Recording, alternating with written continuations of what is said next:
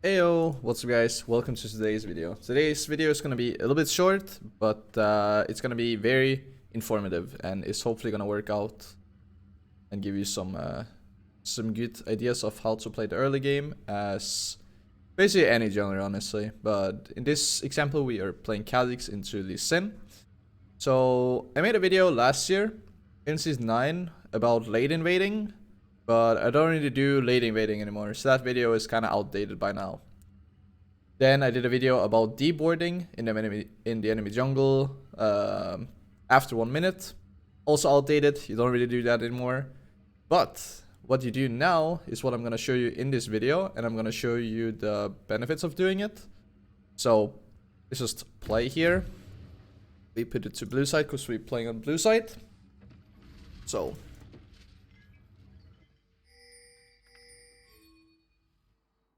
nothing really special here. We went for talisman, refillable, and trinket.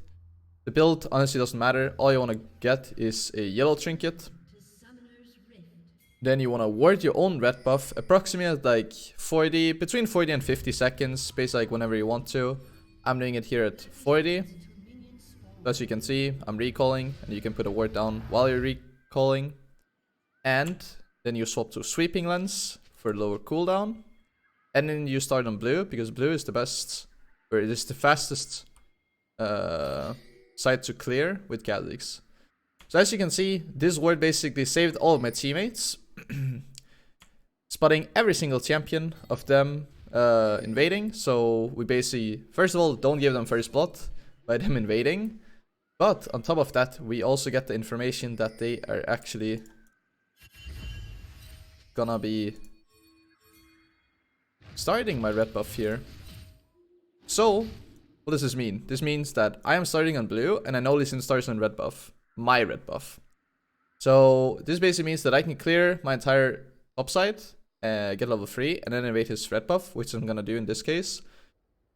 If you want to, you could also just immediately start blue, run into his red buff, and then if you want to be a little bit greedy, you could also take out his raptors, leave one of the small raptors up, so he has to clear the small raptor to clear out the jungle camp himself, and then you can clear the big crocs instantly, instead of having to clear these 3 camps and then go up here, and just clear blue and then walk up. But yeah, I'm basically gonna show you guys what I'm doing here. So we're basically clearing our own topside jungle. Nothing really crazy. Just completely normal clear. Then I go all the way into Lee Sin's jungle. He is, funny enough, not in his red buff because he started on mine.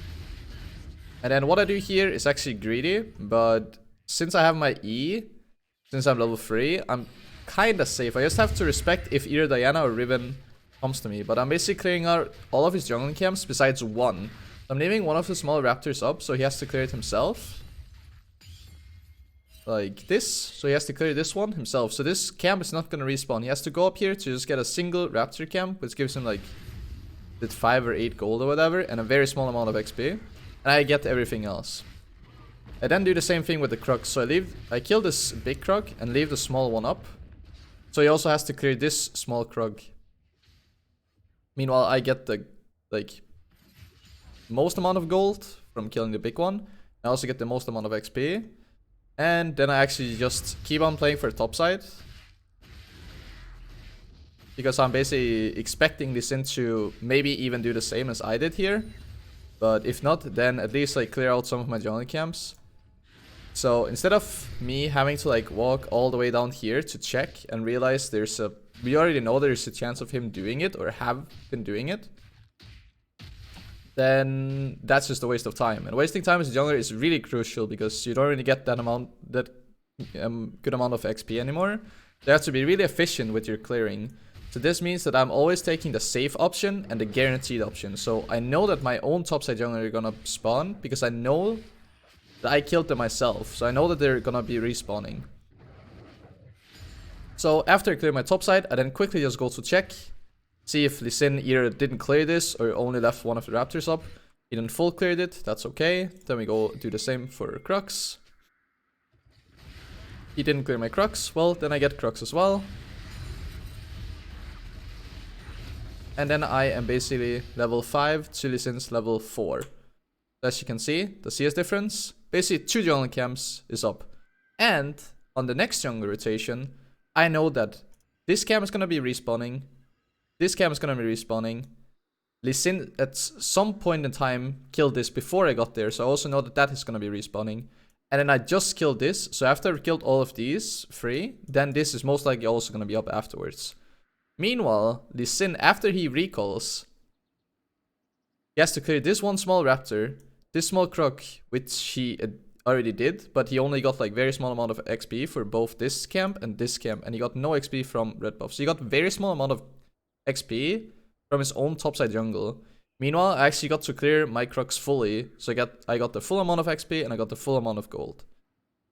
The reason why I'm full clearing crocs here is because I have nothing else to do. I have to back. I haven't backed a single time yet, so I can't really do anything else. And since there is nothing else for me to take on the map, I might also full clear crocs fully to get the full amount of gold and full amount of XP.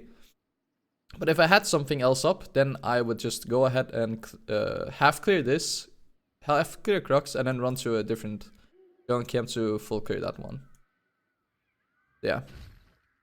That's basically a way to basically like defend your own jungle and get vision of the enemy jungler without actually needing your teammates to do anything for you. In this case, we saw Lee Sin and his entire team invading, but if they didn't invade or Lee Sin didn't start on my red buff, well, then we know that I can just walk to my red buff and I can clear it myself. If I didn't put this ward and I cleared fully topside here and then I was walking down here, I wouldn't have any red buff and I wouldn't have enough time to go to his red buff. So it's really important that you're putting down the ward at your red buff between like 40 and 50 seconds.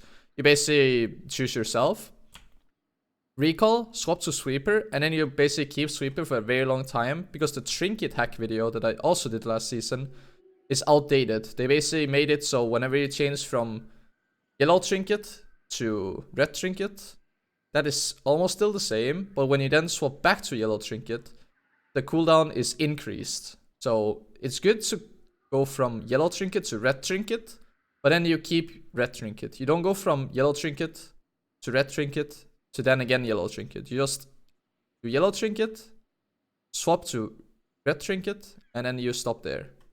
And then you play with that for actually most of the game. But yeah, this is a way where you don't really need either your top laner or bot lane, whatever side on the map you are playing on, to cover your red buff. You can just do it yourself. And then you can pretty much like adapt to if they invade you or if they don't invade you. So that was pretty much the video. I hope you enjoyed. I hope it helps you out. And then I'll see you guys either in my next YouTube video or on my next live stream. So see you guys.